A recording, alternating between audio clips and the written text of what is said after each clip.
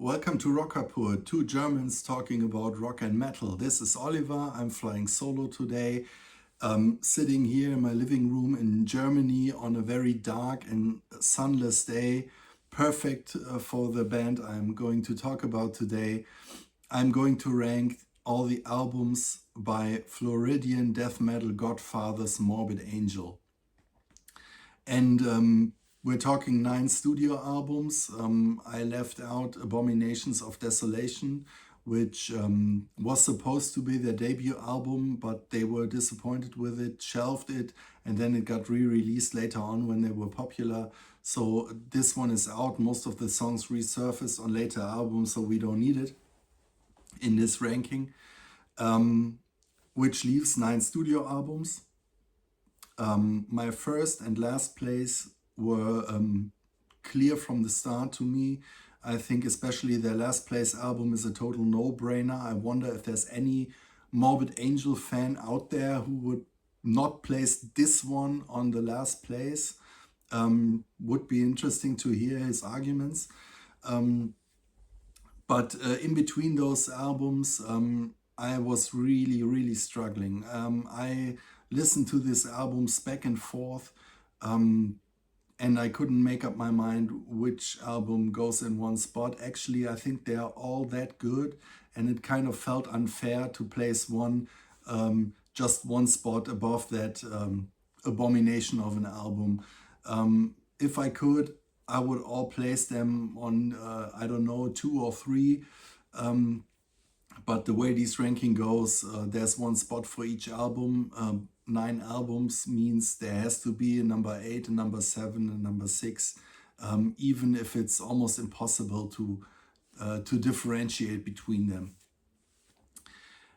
Like I said, all of their albums are really good, which makes it hard to say this one is better and this one is worse. But there's another thing that makes it hard, is because I think that you always hear it's Morbid Angel. There are no real outliers in their catalog. Not to mention that all the albums sound the same. But they have their sound, you know. You will always recognize Treya Zaktor's weird guitar playing, these insane riffs he comes up with, those otherworldly melodies in his leads. Then you have, of course, Pete Sandoval's extreme blast beat drumming, his hyperactive playing, that will always stand out. You have David Vincent's and Steve Tucker's vocals.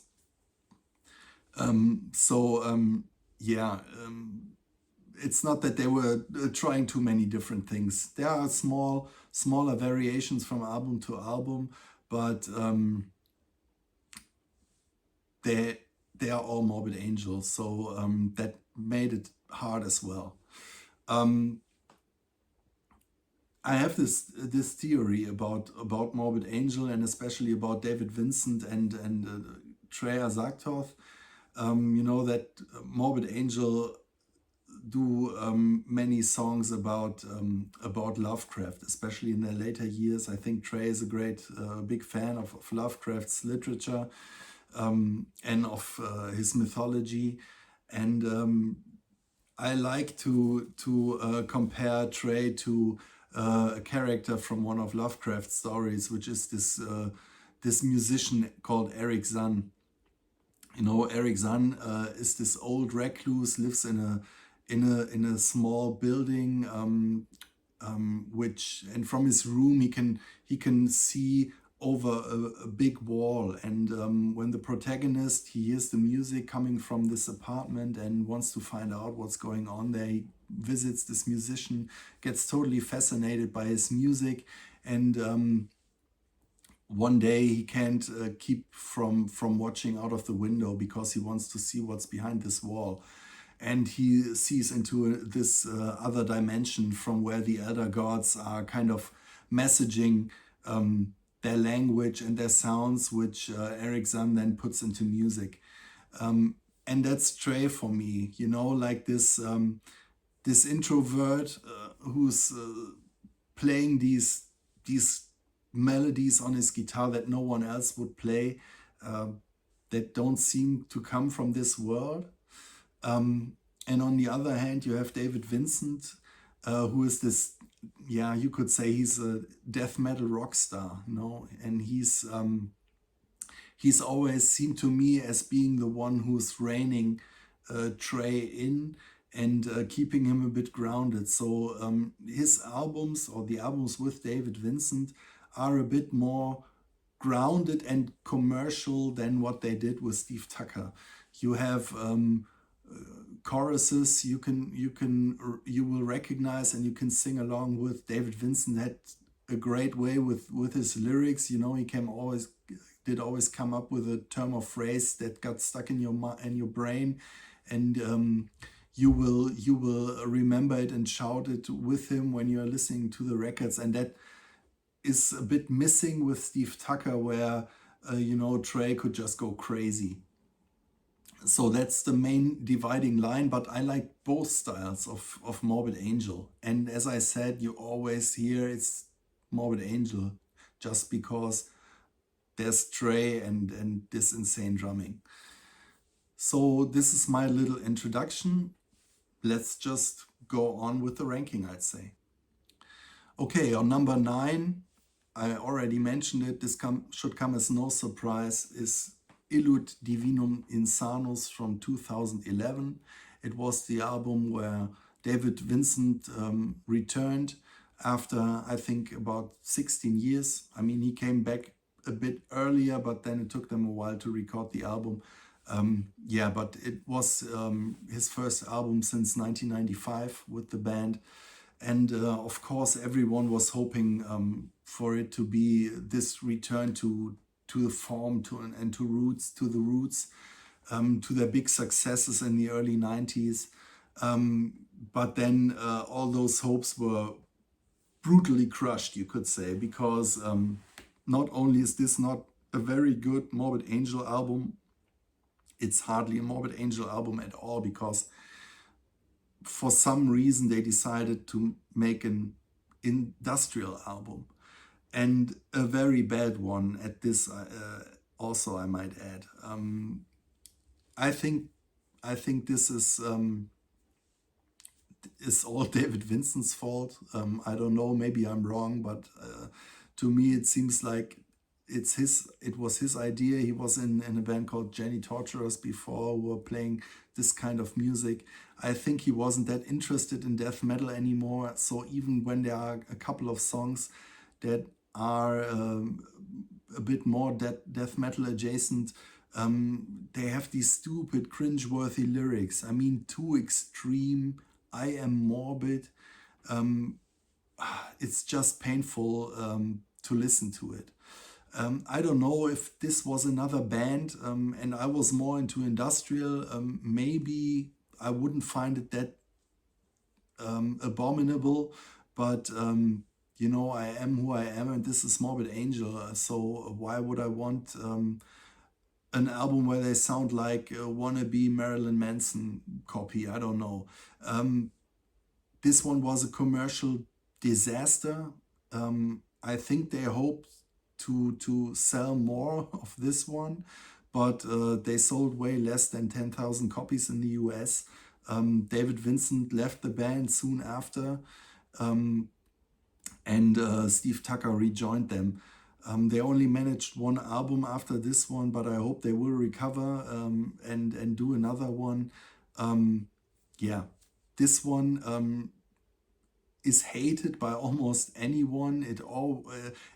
Whenever there's this topic of absolute disastrous albums, Illud certainly comes up, and rightly so, I think.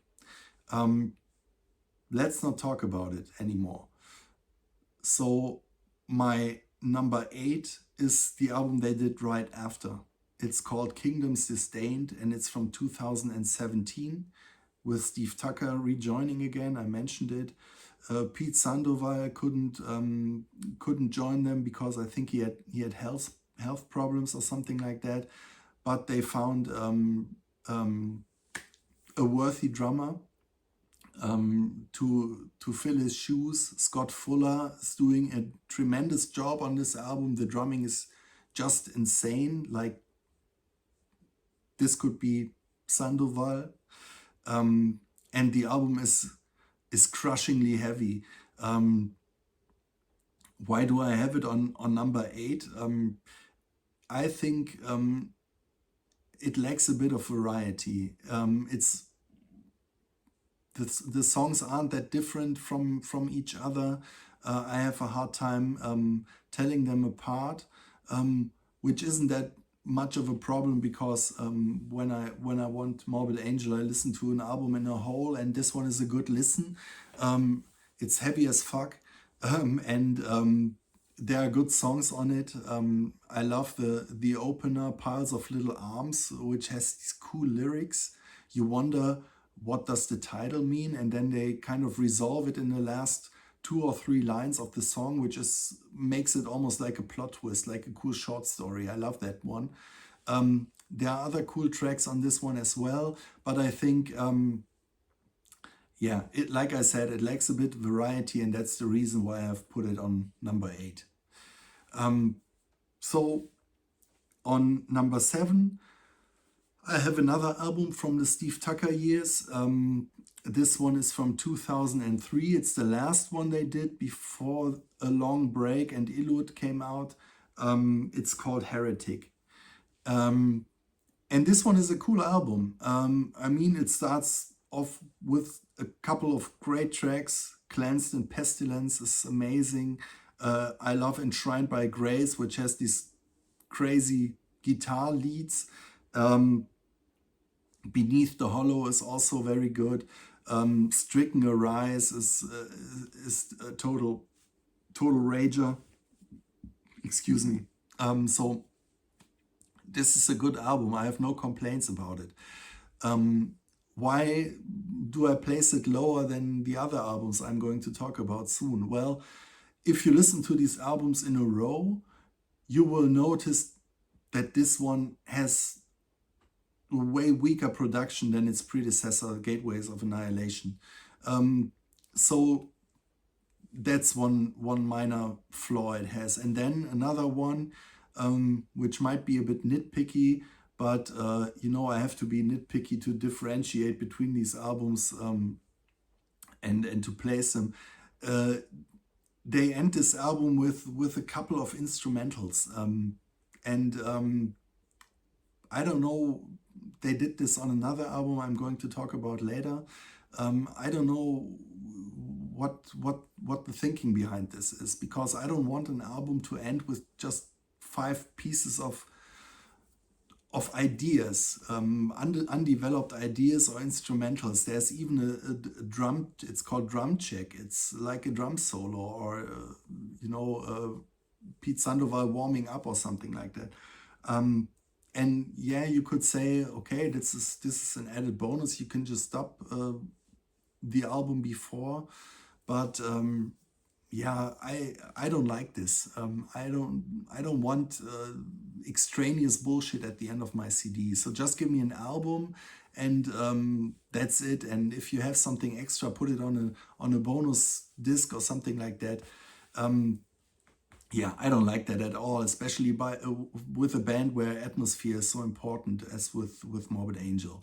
But other than that, this is a good album. I don't know why there are people disliking it. There's nothing wrong with it. To me, it's undeniably Morbid Angel. Go check it out if you don't know it. I think it's great. But for now, it's on number 7. Which brings me to my number 6, and this might be considered a sacrilege by many Morbid Angel fans, because this is their absolute bestseller, the best-selling death metal album of all time, as far as I know. This is their album from 1993, Covenant. Sold 150,000 copies in the US. 2 videos were in heavy rotation on MTV. And this was an album where everyone thought, well, now death metal is going to be like this commercial force or something like that. I think the major label who put this out in the US signed Earache or made a distribution deal with Earache, hoping they would sell, I don't know, Carcass and Entombed in the hundreds of thousands as well, but it didn't work out. So Morbid Angel soon got dropped by this label and all the other bands as well. But yeah, this marks a very special point in metal history. Actually, death metal was at this point was almost kind of over. So it was you see how things work and how the mainstream discovers things a bit later than the heads do. Yeah. Because I think the peak of death metal was probably in 91 and 92. And then, you know, you had this black metal craze going on in 93. But yeah, Morbid Angel had their taste of major success with this one. And they didn't do it by compromising. I think this is a brutally heavy album, way heavier than the album before it. Flemming Rasmussen did the production. He famously engineered Master of Puppets and I think Ride the Lightning as well. I think and Justice for All is also by Rasmussen. Yeah, this is probably the heaviest album ever to sell 150,000 copies. But to me, it like Kingdom's Disdained, it's a very dense record.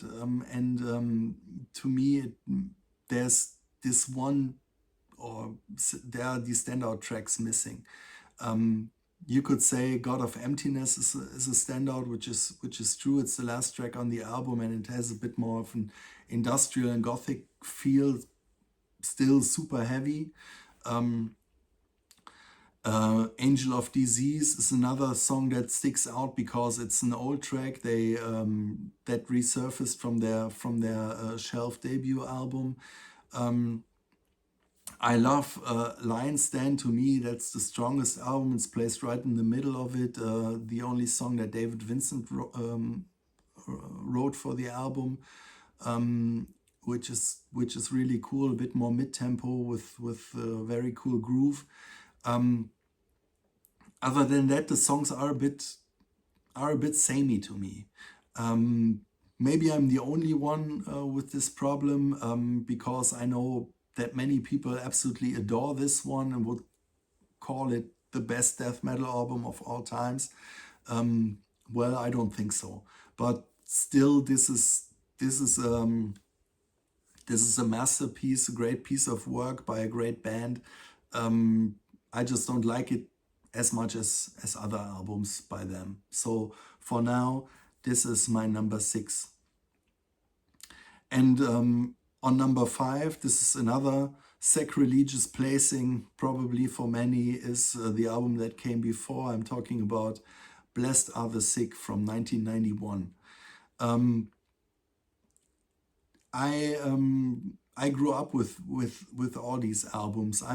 You know, from Altars of Madness till Formula's Fatal to the Flesh, I bought all their albums right when they came out. So I listened to this one a lot back in the day, and I totally loved it, but I didn't love it as much as the debut album. I think Blessed Are the Sick is a bit of a mixed bag. I have two main problems with the album. First, I think its production isn't that good. It was produced in Morris Sound Studios in Tampa, Florida, like most of the US death metal albums back in the day were. And at this point, it was already getting a bit tiresome because all these albums would sound the same. And to me, it lacks power. It lacks power, it lacks volume. It sounds too polished. David Vincent, for me, is too high in the mix. The guitars are too clean. The drums are a bit too clicky. Yeah, that's a problem. It could be way heavier, and I think it would be better if it was. The other thing, this album is a bit thrown together. I don't know if they didn't have that much time, because usually you use up all your old songs on the debut album, and then you have to write a new one in a short amount of time. But on this one, I think 4 of the tracks on here are songs they did for their debut album. Unholy Blasphemies, Abominations, Thy Kingdom Come is an old one. There is another one, let me check, The Ancient Ones.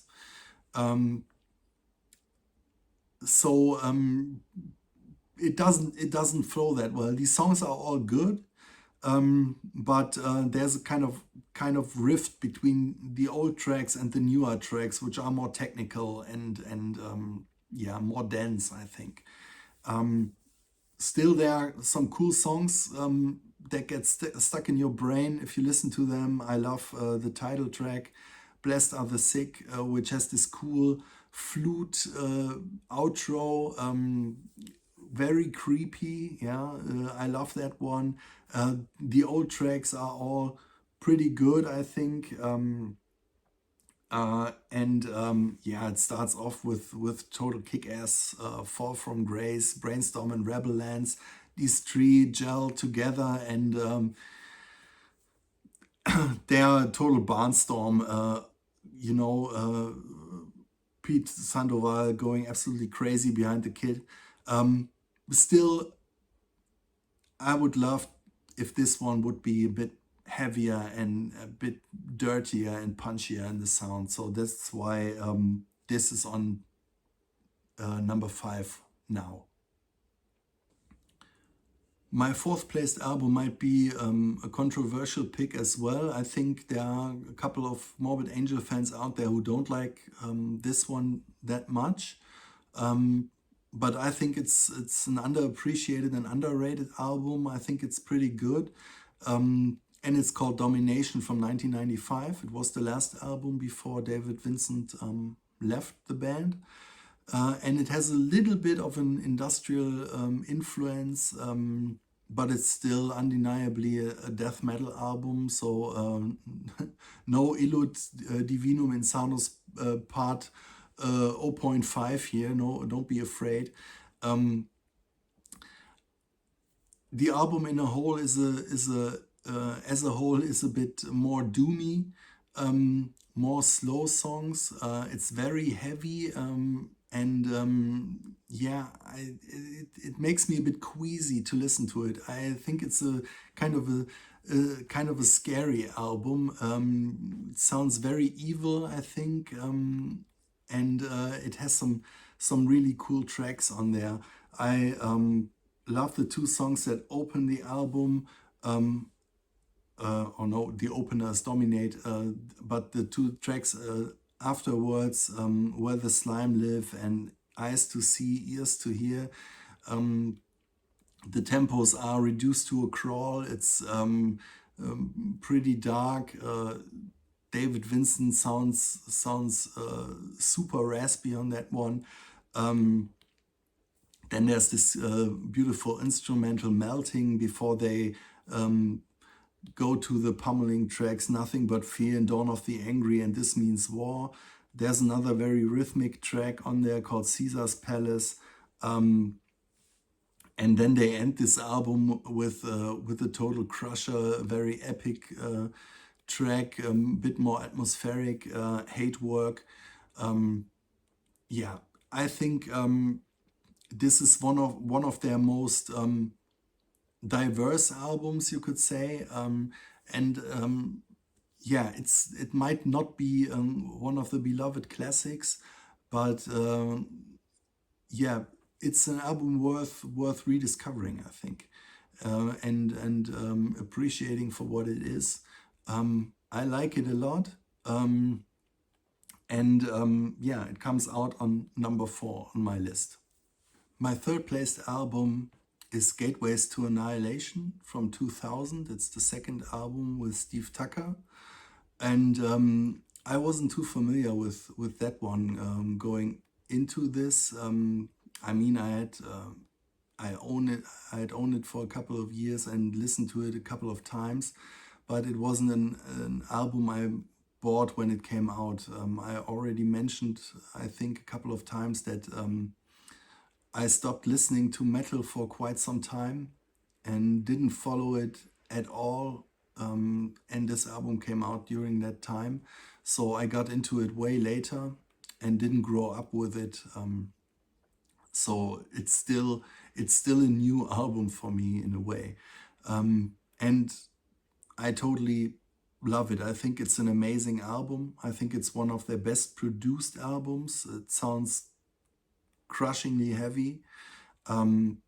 It's a bit like Domination. It's a bit slower than you usually expect of Morbid Angel, but I think it's just a great listen. You can listen to it from front to back. It starts off with this little intro. You can hear frogs ribbiting, and then the song "Summoning Redemption" starts, and you wonder what's that noise in the background, and then you realize that these frogs are still in the background, and sometimes you can hear them better and sometimes not. And I think that's a really cool effect. Gives this song a bit more scope, I think. There are other great tracks on here. Ageless Still I Am, He Who Sleeps is cool. On Secured Limitations, Trey sings himself and he has an absolute devilish voice. Sounds sick as hell. Totally great. I is another cool song. I think this is one of their heaviest albums. And I think it's amazing that they put out such a brilliant album that late in their career. I think that most of the people associate David Vincent with Morbid Angel, rightly so, but sometimes I think that I feel a bit sorry for Steve Tucker, because I think Morbid Angel did some great stuff with him, and he never gets his due, and never gets what he deserves for stepping in these big shoes, I think. So yeah, that's my number 3. I thought to punch it up a place, actually, because I thought this album is that good, but yeah, then I stuck to my number 2. I love this album from the first day. It's Formula's Fatal to the Flesh from 1998. It's the first album with Stephen Tucker, and I think maybe some fans had problems accepting another singer, missing David Vincent. Like I said, this album is a bit less approachable than what they did with David Vincent before. But I like this new weirdness, and Trey being able to just go crazy with his guitar, and I mean, I love the cover artwork. I have no idea what's going on there, but I love it. I love the title of the album. Then they have these weird lyrics. I don't know what they are singing about. Sometimes the songs aren't even in English, but they are kind of chanting in some Babylonian slang or something like that. The song titles are just weird, and I love all that shit. It's just like I said. It's as if this album was beamed in from another dimension. Full of evil gods and stuff like that. So I loved it from the get-go. And there are some cool tracks you will recognize even after a few listens. Heaving Earth is the brutally heavy opener you expect from Morbid Angel. Prayer of Hatred is pretty cool. Bill Ersag is a weird song. Chambers of These super heavy, and then they have this very long track that they kind of composed of unused material. I think it's called Invocation of the Continual One. There's an old song, a leftover from their early days called Hellspawn, and yeah, it's just this like you open a like a treasure box. There's so much going on that album. To me, it's death metal is supposed to be dark, but this album is somehow colorful to me, and I love this about this album. So I had to put it this high in the list. I think it's probably an unusual placing. And I did it even though it has this thing where they end the album with 3 instrumentals.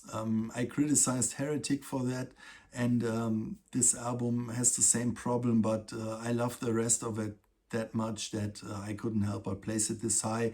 Maybe I will inspire someone to check it out again or listen to it for the first time, because this is certainly not one of their celebrated classics.